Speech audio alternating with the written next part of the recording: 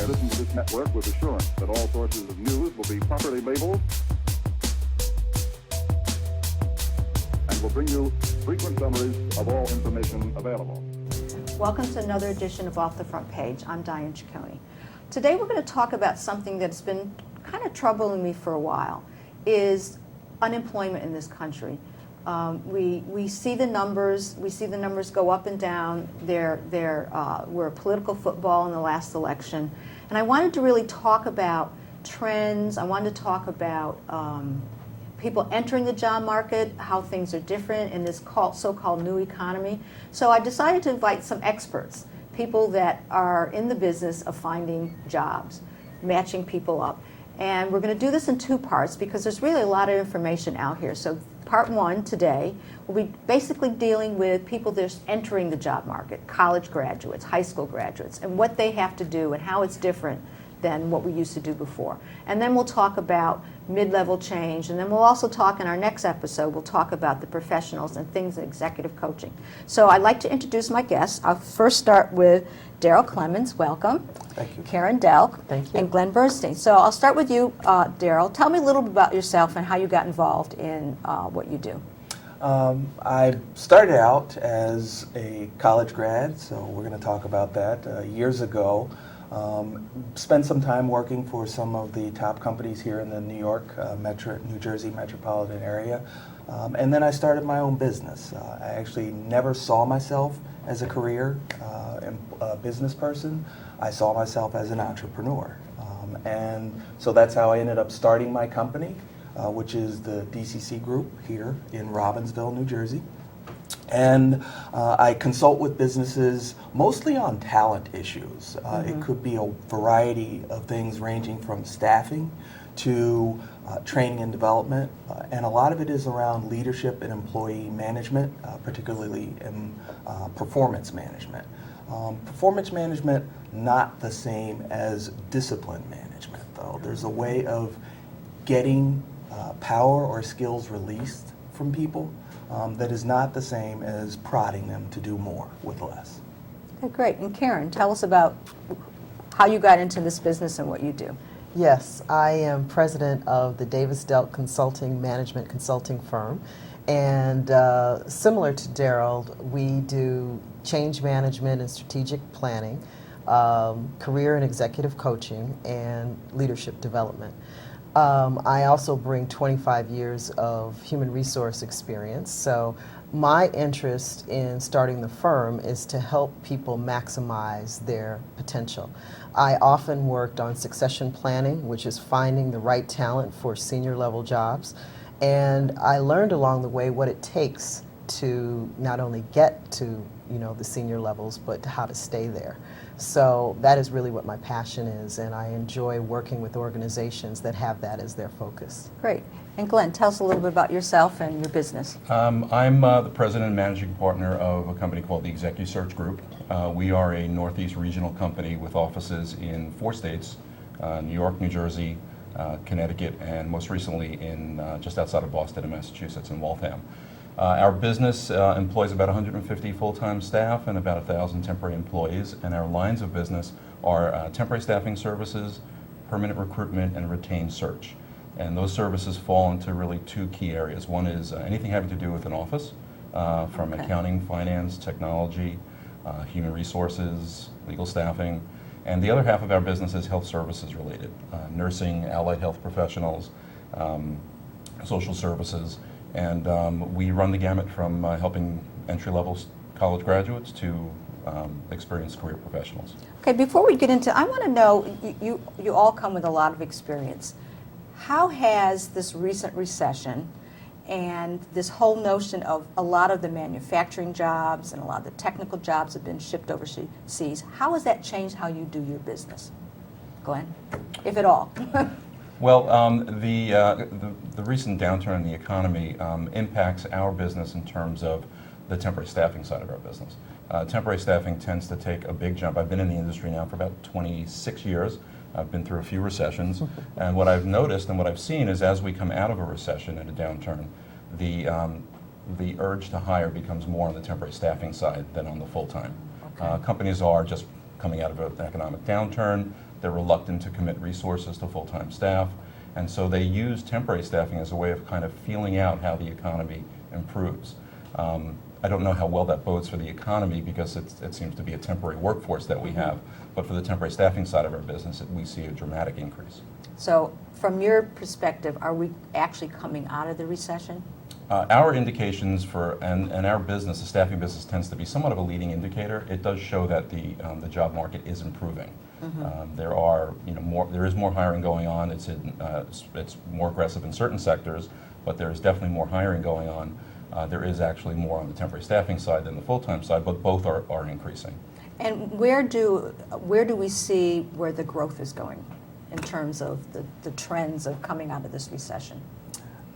I very much see that there will continue to be continued growth in technology, but the way that technology growth happens will be very different. I don't think it's any surprise that the number of people out there trying to develop apps that work, that shouldn't be a surprise. And it's not traditionally career employees that are doing that. It's kids fresh out of high school. It's kids still in high school. And what they're really teaching us, and what we're really seeing, what I'm really seeing, is that people are actually starting to now fully accept that they really have to take control of their career or their employment destiny, which may mean literally not committing to that traditional path that a lot of us, I started out with. A lot of people are really developing second and third careers. Things that maybe they don't use right now, but they can fall back on. And I think that's probably what I see most is when I engage with a client, 9 times out of 10, they start out with help me manage an employee situation or help me manage some type of policy shift. And ultimately, really what they're talking about is I'm struggling with, do I have the right people in the right place at the right time, and can I make the shift if an abrupt change takes place? Companies are accepting, reticently in some cases, that they haven't equipped themselves, but I find that the most forward-thinking employees are the ones who are actually making the most of the downturn.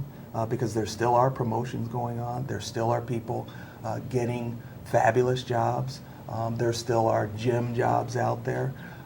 What's a gym job? A gym job is, a gym job I always describe as, it's that job that doesn't really get advertised, but it's there. It's kind of one of those things where I started out working for a guy years ago, and he said, when I see talent, I just make a spot for them. I figure out what to do with them later on. I don't think companies were used to doing that before, especially when there were lots of jobs and low unemployment. But now that there are fewer jobs and every hire is more significant, the ability to hire someone who can be versatile is critical. So how does one know about a gem job if no one knows about it? You have to network. And there was a situation where I was coaching someone, and they were looking at the jobs that were posted. And just as Daryl said, I said, we want you to position yourself so you can be ready for the jobs that aren't posted. The person said, what do you mean? I said, there are jobs that fit what you're trying to do. You just don't know about them. And what you want to do is network with individuals who can get you there. And so we mapped out exactly what she wanted, and we identified people using the social media networks, LinkedIn, and so there was a connection. The person that she wanted to meet was married to a former classmate of hers, and the LinkedIn worked. There was, when she met with this person who was a vice president of communications, he said, there are some jobs, I'll connect you. And she was fortunate enough to get one.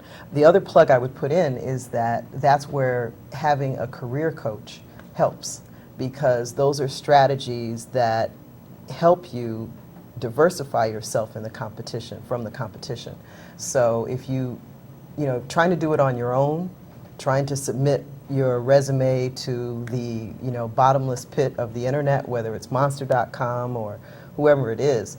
That's a strategy, but that's not the only strategy. And so let's talk about that for a moment.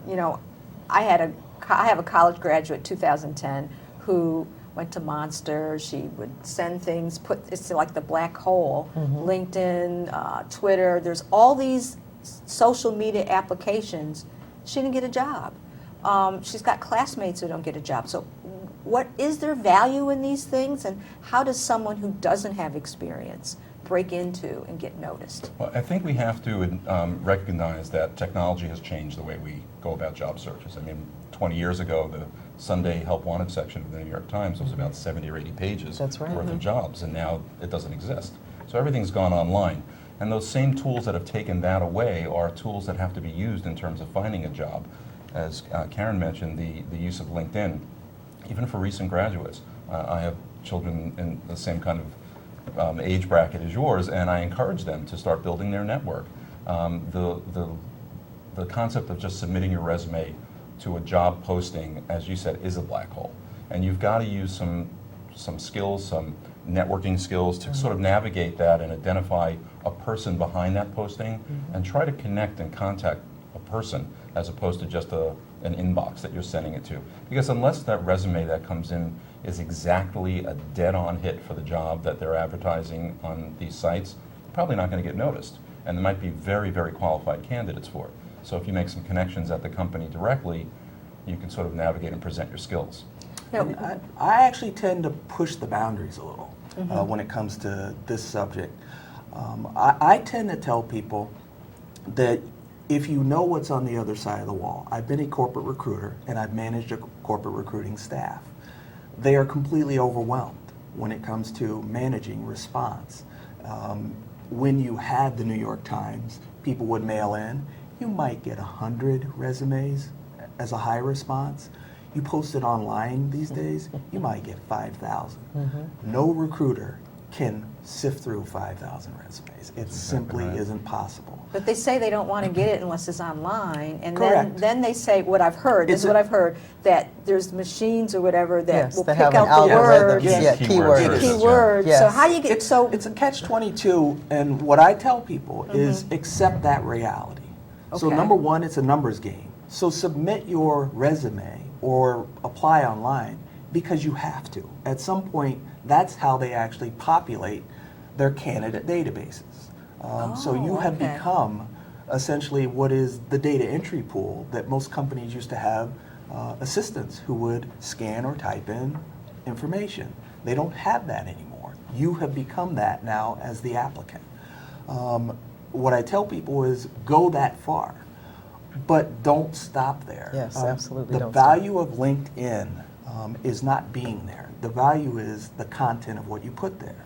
I have often told people that the key to getting a gym job often is companies will post what they think they want because that's what the recruiter knows of the market. They don't know sometimes I might have to slightly adjust my job because I found someone that really was super talented. And I've actually told people, show your talent. So on LinkedIn, it's common to see profiles, it's common to see resumes. It's fairly uncommon to see people who've actually posted any sort of video type information or a link back to their own site with video information. And I tell people you have an opportunity to actually start to craft your entry or your awareness into an organization. They are more likely to Google you before they call you in for an interview than anything. or look you up on Facebook? I was Yeah. going Yeah, to you say, can pretty much count on being, Yes. tell your children, your candidates, Right. Yes. your clients, they will be Googled. And if Right. there's Yeah. if there's nothing there, then you're just the numbers game. But if you put something up that is substantial career related or project related, then you are already 3 leaps ahead of every other applicant. But I'm a college graduate, or I'm a junior in college. What do I do? What are some strategies to do that? You're saying do it, but how do I get to the point that I can put something up? Well, one of the simple things for a recent graduate, and I can relate my son is in school looking for an internship. We just talked about this. He wanted to apply for an internship at an e-commerce company. And they had an online posting, and it was, one of these, just submit your resume online. And we talked about LinkedIn and how he could identify the person at the company who might be able to influence that hiring. You can search through LinkedIn for that company, for human resources, for internal recruiting, and then try to connect to that person. But as Daryl said, it's important that you have your LinkedIn profile looking a certain way. If it's just your name and your school, it's kind of plain vanilla and it doesn't really do much for you. If you can create a blog about and create entries about a topic that you're interested that relates to that employer, that's great. So that you're building a little bit of a brand. Even as a recent college grad, you can do that. Yeah, and having a brand is important. Developing a portfolio, particularly if you have projects that you've been responsible for, events that you've planned, showing leadership skills, those are things that are very important that sometimes you take for granted, because you're in school and that's your focus. If you're a recent college grad, I always tell people you have transferable skills. And let's look at yourself 24/7.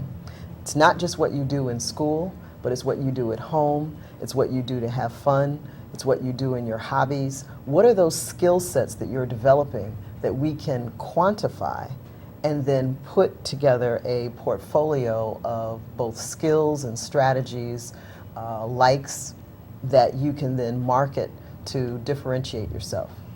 For example, do you have any examples of, say you do some volunteer work? What would you do? How could you boost somebody's? So let's say you make it look not more than it is, but just to really pull out those skills. So let's say that you have coached Little League. You have helped organize the trips, which means that you've done research, you've handled transportation, you've been a coordinator of sorts, getting sure that there's equipment.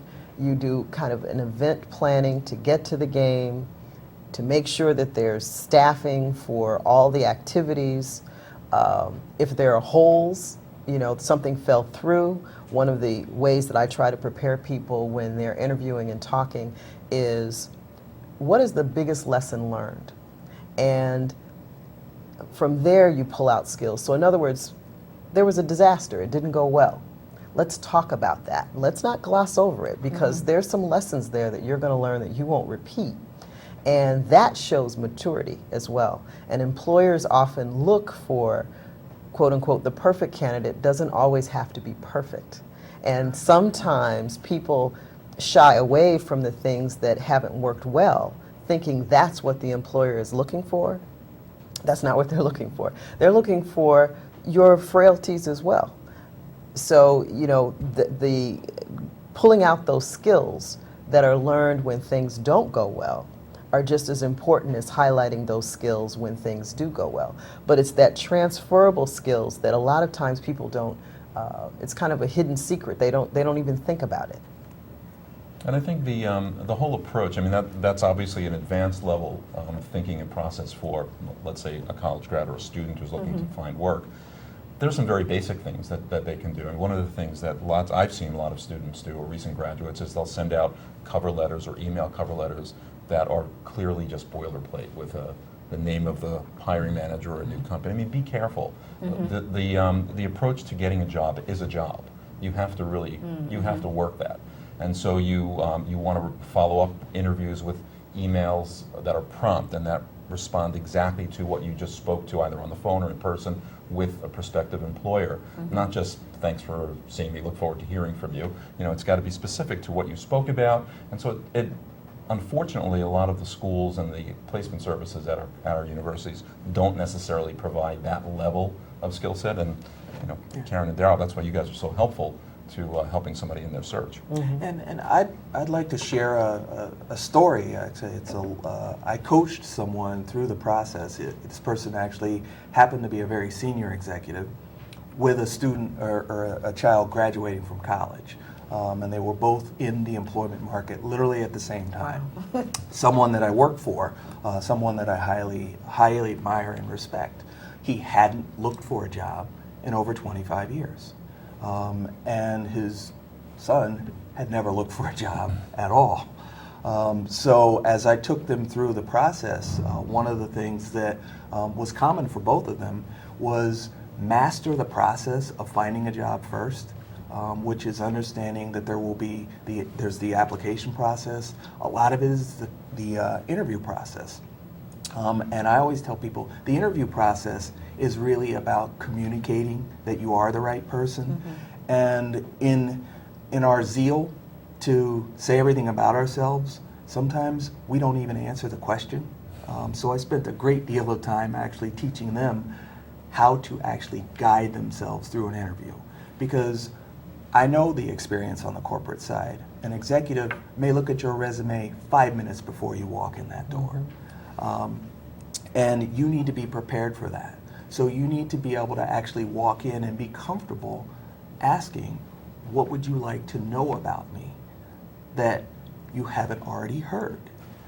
That is a question not a lot of people ask.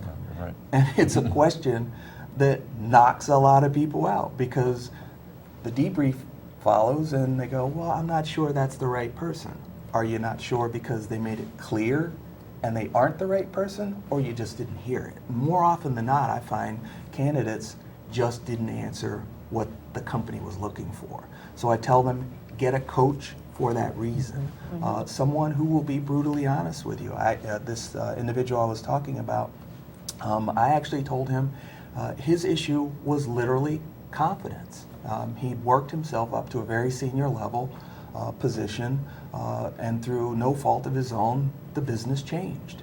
And it was a traumatic personal experience that left him without as much confidence as he had. So I literally told him, he's not ready to interview. He literally was not ready to interview. He's capable as a person, but he could not survive the process. So I spent a great deal of time with him actually going through doing things that you missed or that you feel like you kind of have to cover up. And don't run from them. Do something about them right now. On his son's side, I actually shared with him the experience I had with a college student, because I interview kids who are applying for college admissions as well. And I told him what I've seen in the most recent years are a certain sect of college students. This year I had a college student come in and give me a video collage of his entire high school experience. I had the video collage before the interview. He thanked me when we got there and said he'd like to focus on what went into creating that collage. His interview was one question: walk me through your high school experience. Probably the best college interview applicant I've ever interviewed. And I've been doing it for about 20 years.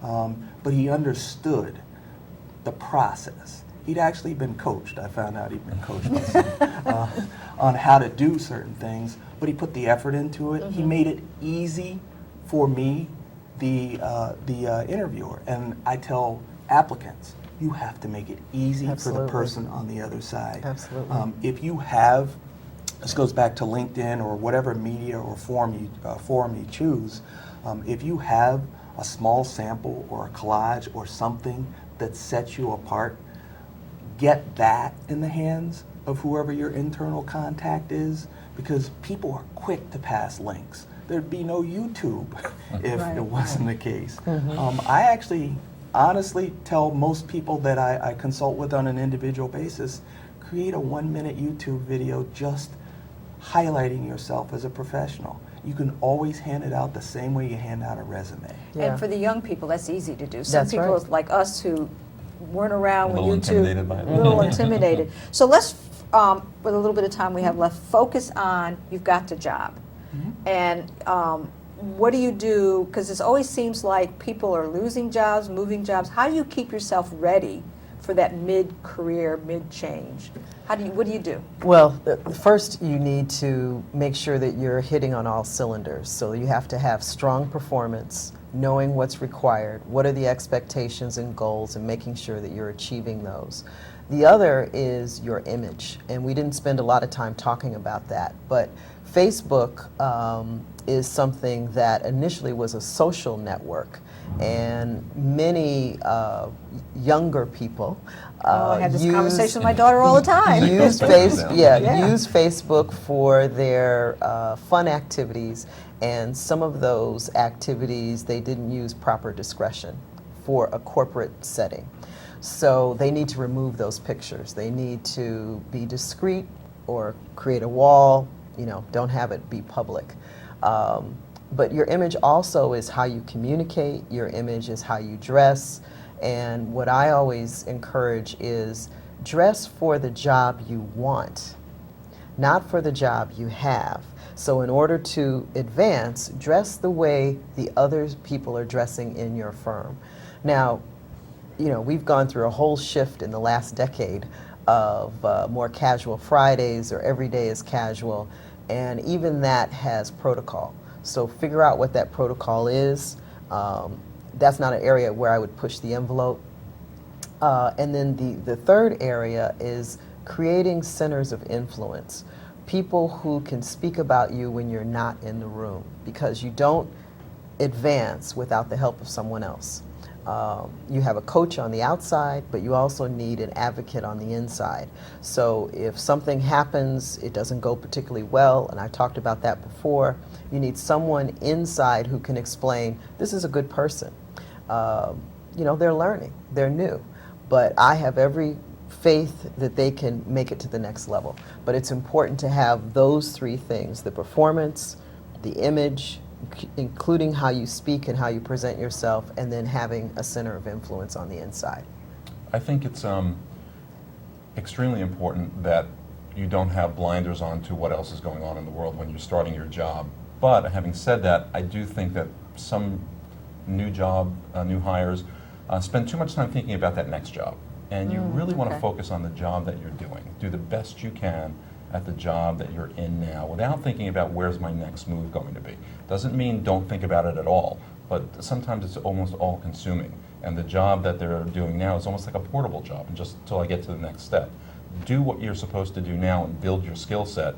Keep your network evolving, stay connected in the areas that you're interested. If you're really interested in technology, there are user groups that you can belong to. There are breakfast networking meetings that you can join so you stay connected.